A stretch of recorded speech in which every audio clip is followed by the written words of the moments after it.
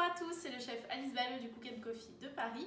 Aujourd'hui, je vous présente une petite recette hyper simple et hyper rapide, idéale pour les apéros l'été ou pour accompagner dans un sandwich, c'est les rillettes de saumon.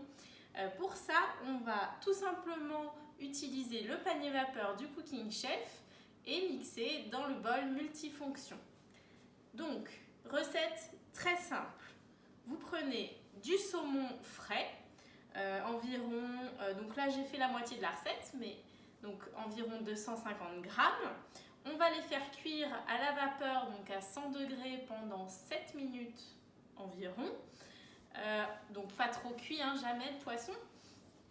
On va ensuite laisser refroidir et mixer le tout dans le bol multifonction avec un peu de ricotta, d'huile d'olive, ail, échalote, moutarde à l'ancienne, sel, poivre, herbes. Donc moi j'ai choisi du basilic, ça peut être de la ciboulette, ça peut être de l'estragon, de l'aneth. Voilà, laissez libre cours à votre imagination.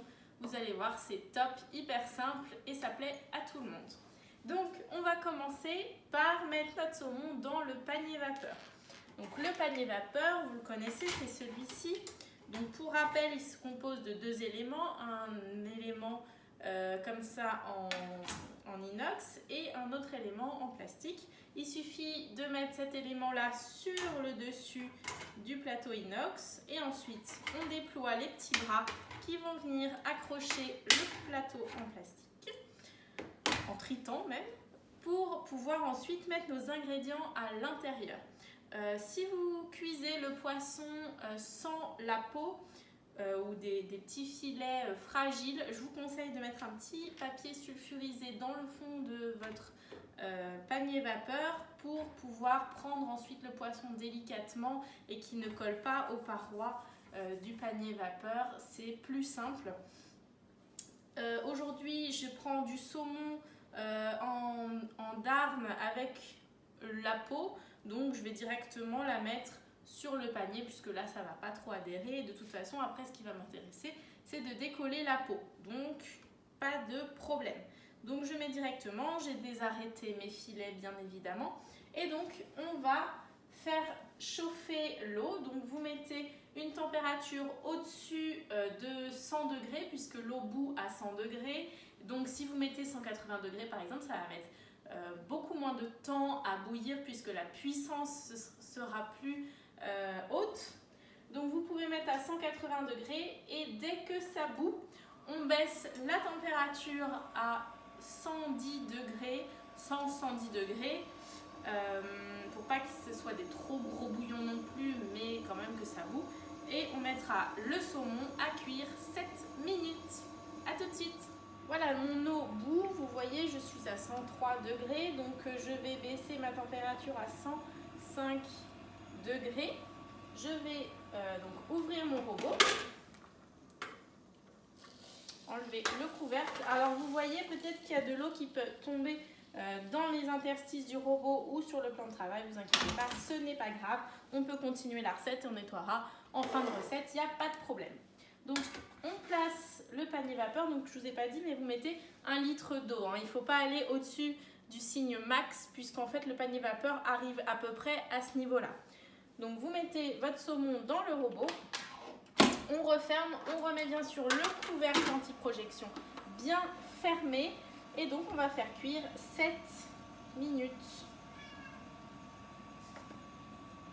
A tout de suite. Voilà, le saumon est cuit et ensuite on le laisse refroidir un petit peu.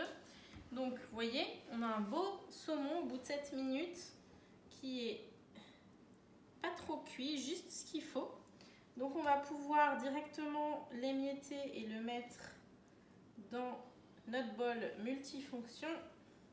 Et ensuite on va y placer donc les herbes. Donc ici j'ai mis du basilic, vous pouvez mettre tout ce que vous voulez, le jus de citron, la ricotta, les assaisonnements, la moutarde, ail, échalote, voilà.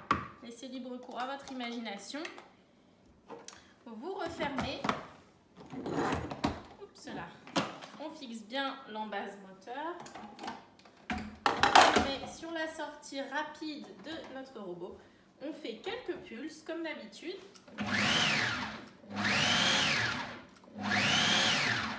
après, si vous voulez des rillettes, vous vous arrêtez là ou vous pouvez refaire un petit pulse. Si vous voulez une mousse, vous pouvez mixer un petit peu plus longtemps à vitesse 2, 3 pendant une bonne minute et voilà. Hop, moi j'aime bien quand il reste un petit peu de mâche. Donc l'astuce pour retirer facilement l'embase moteur, c'est que vous tournez plus loin que ce que vous tournez quand vous enlevez juste le bol multifonction de la sortie. Et comme ça, vous voyez, ça se débloque tout seul. Pareil pour le blender. Après, le blender, il faut le faire bien sûr quand il n'y a plus rien dedans, hein, sinon le liquide y tombe. Voilà notre petite rillette. Vous voyez, c'est super bon, super lisse. Vous pouvez le faire pour tout ce que vous voulez, les apéritifs. Vous pouvez même après mettre un petit œuf dedans. Ensuite, former des petites boulettes, hop, à la poêle. C'est top. Vous pouvez assaisonner aussi avec pourquoi pas un peu de gingembre, de citronnelle, un petit peu de sauce soja, d'huile de sésame torréfiée. Après, voilà, libre cours à votre imagination.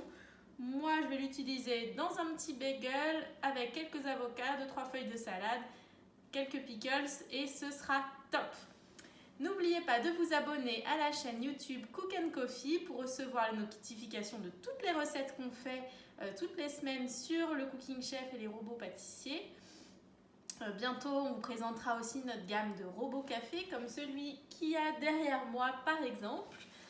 Si vous avez des questions, n'hésitez pas à nous les poser sur notre chaîne YouTube ou bien directement sur les Instagram et Facebook de Cook & Coffee et Alice Balleux.